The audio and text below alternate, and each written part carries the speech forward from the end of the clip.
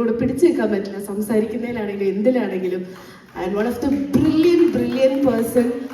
He's an actor, he's a director, he's a stand-up comedian. നമുക്കൊക്കെ standup comedy എന്താണെന്ന് അറിയുന്നതിന് മുന്നേ തന്നെ അത് നമുക്കൊക്കെ ഇൻട്രൊഡ്യൂസ് ചെയ്ത ഒരാളാണ്. ഞങ്ങളുടെ സ്വന്തം, നിങ്ങളുടെ എല്ലാവരുടെയും സ്വന്തം Pishu. I welcome Ramesh Pisharody on to the stage.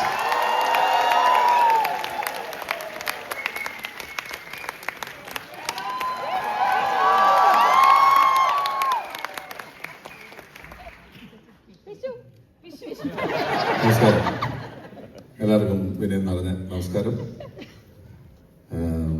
Sania ഒരു സംഘവുമായിട്ട് വന്നു, ജോബ് ഒരു സംഘവുമായിട്ട് വന്നു. എല്ലാവരും സംഘം ചേർന്നാണ് വന്നിരിക്കുന്നത്. ഒറ്റയ്ക്ക് വന്നത് ഞാൻ മാത്രമേ ഉള്ളൂ. നിങ്ങളെ വിശ്വസിച്ച് കയറി പോകുന്നതാണ്, പാസ്സാക്കി വിടണം എന്ന് അഭ്യർത്ഥിക്കുന്നു. അത് മതി. വലിയ സന്തോഷം ഈ കൂട്ടായ്മയിലേക്ക് വീണ്ടും വരാൻ സാധിച്ചതിന്. ഞങ്ങൾക്ക് മുമ്പേ നിങ്ങളിവിടെ വരുന്നത് കൊണ്ട് നിങ്ങൾക്ക് പുറകെ ഞങ്ങൾക്ക് ഇവിടെ വരാൻ സാധിക്കുന്നു എന്നൊരു വലിയ ഭാഗ്യമുണ്ട്. ഞങ്ങൾക്ക് മുമ്പേ ഇവിടെ എത്തിയതിന്, വന്ന് സെറ്റിലായതിന് ശേഷം ഇത്തരത്തിലുള്ള പരിപാടികൾ സംഘടിപ്പിക്കുന്നതിന്, ആ പരിപാടികളിൽ ഞങ്ങളെയൊക്കെ വിളിക്കുന്നതിന് ഇവിടെയുള്ള നല്ലവരായ ഓരോ മലയാളി സുഹൃത്തുക്കളോടും ഹൃദയത്തിന്റെ ഭാഷയിൽ നന്ദി പറയുന്നു. ഞങ്ങളെ ഈ പരിപാടികൾക്ക് വിളിക്കുന്നതിന്, കഴിഞ്ഞുപോയ ഒരു കേരളപ്പിറവിയുടെയും ഓണത്തിന്റെയും എല്ലാം ആശംസകൾ ഈ അവസരത്തിൽ ഓരോരുത്തരെയും അറിയിക്കുന്നു ഹൃദയപൂർവ്വം. പിന്നെ ഇവിടെ വന്നപ്പോഴും നമ്മുടെ ഇവിടുത്തെ കുറച്ച് സംഘാടകരൊക്കെ ഉണ്ടായിരുന്നു എയർപോർട്ടിൽ കൂട്ടാൻ വരാനായിട്ട്.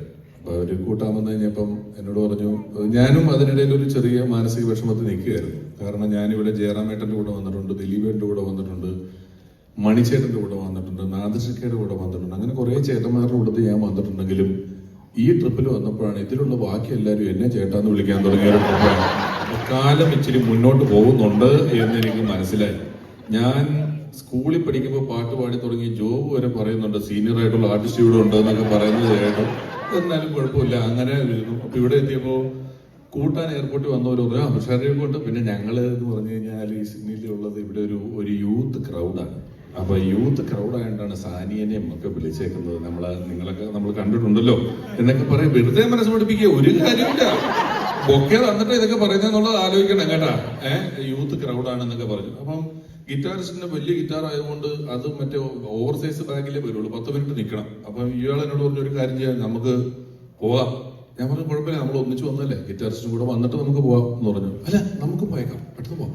ഇനി കുഴപ്പമില്ലേട്ടാ, 10 മിനിറ്റിന്റെ കാര്യമുള്ളൂ. അല്ല പോകാം. ഞാൻ എന്ത് പറ്റി?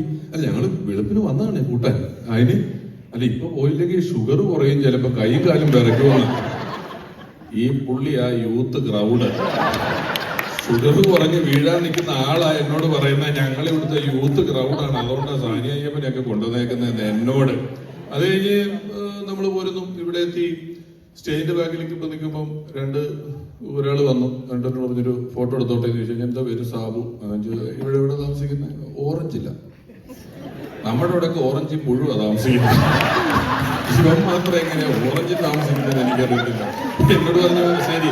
എന്നിട്ട് ഇവനുണ്ട്, ഇവന്റെ ഒരു കൂട്ടുകാരനുണ്ട്. എന്നോട് ചോദിച്ചൊരു ഫോട്ടോ എടുത്തോട്ടെ എന്ന് വെച്ചാൽ എടുത്തോളാൻ പറഞ്ഞിട്ട് ഇവര് രണ്ടുപേരും കൂടെ നീ എടുക്കുക, ഞാൻ എടുക്കുക, നീ എടുക്കുക, അതിലെടുത്താൽ ഇതിലെടുത്താൽ എന്നൊക്കെ പറഞ്ഞ് കുറെ നേരം പറയുന്നുണ്ട്. ഞാൻ ചോദിച്ചു എന്താ പ്രശ്നം? ഇപ്പല്ല അവന്റെ 17 എന്റെ ഇരിക്കുന്നത് ഐഫോണിന്റെ 16.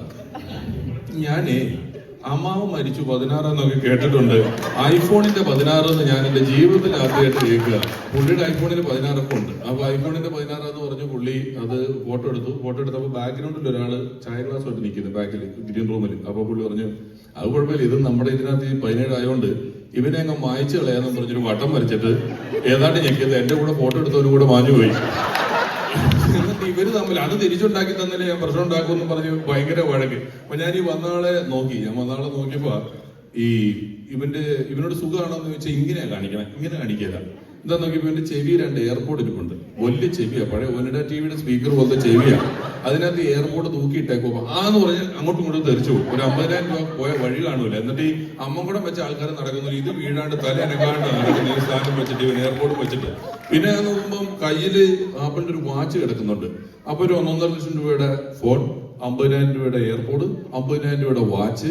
ചുരുക്കി പറഞ്ഞു കഴിഞ്ഞാൽ ഒരു ആപ്പിളിന്റെ മരത്തിലോട്ട് നോക്കുന്ന പോലെ ആപ്പിളിന്റെ പ്രൊഡക്ട്സ് ഞാന്ന് കിടക്കുക. ഇവന്റെ ശരീരം മുഴുവൻ പല സ്ഥലങ്ങളിലായിട്ട് കിടക്കുക. അപ്പൊ ഞാൻ പെട്ടെന്ന് വന്ന സ്ഥിതിക്ക് ഒരു കൊതി തോന്നിയിട്ട് ഗൂഗിൾ ചെയ്ത് നോക്കി എനിക്ക് അഫോർഡ് ചെയ്യാൻ പറ്റുന്ന ആപ്പിളിന്റെ പ്രൊഡക്റ്റ് ഏതാണെന്ന് ഗൂഗിൾ ചെയ്തു. അപ്പൊ തന്നെ ഉത്തരം വന്നു, ആപ്പിൾ ജ്യൂസ് എന്ന്. നമുക്കതേ പറ്റുള്ളൂ, മറ്റേ പറ്റുകയില്ല. അപ്പൊ ശരി എന്നൊക്കെ പറഞ്ഞ് ഒരു ഫോട്ടോ എടുത്ത് പോകാനായിട്ട് തുടങ്ങിയപ്പോൾ ഞാൻ നോക്കുമ്പോട്രാ ഇവന്റെ വാച്ചിൽ നിന്ന് കുടു എന്നൊരു ശബ്ദം കേട്ടു. ഞാൻ ചോദിച്ചു ഇതെന്താ എന്ന് ചോദിച്ചപ്പോൾ പുള്ളി പറയാ അത് വെള്ളം കുടിക്കാനുള്ള മെസ്സേജ് വന്നതാണ്.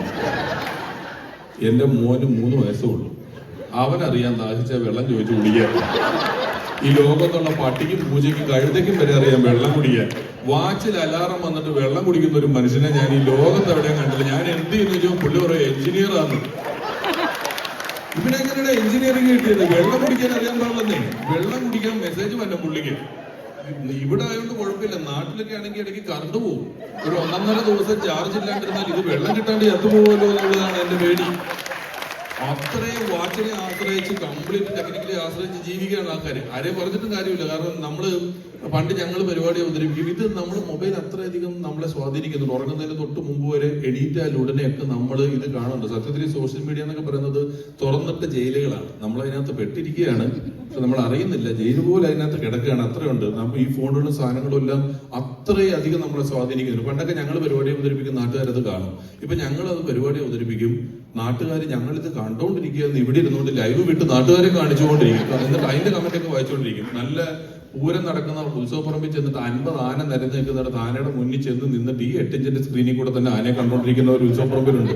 വള്ളംകളി നടക്കുന്ന സ്ഥലത്ത് നിന്നിട്ട് ആ കായലിന്റെ കരയിൽ നിന്നിട്ട് 8 ഇഞ്ചിന്റെ സ്ക്രീനിൽ കൂടെ വള്ളംകളി കാണുന്ന ആൾക്കാരുണ്ട്. അപ്പൊ നമ്മൾ എല്ലാ ദിവസവും ഇങ്ങനെയുള്ള പരിപാടികളൊന്നുമായിട്ട് ഒത്തുകൂടാറില്ല.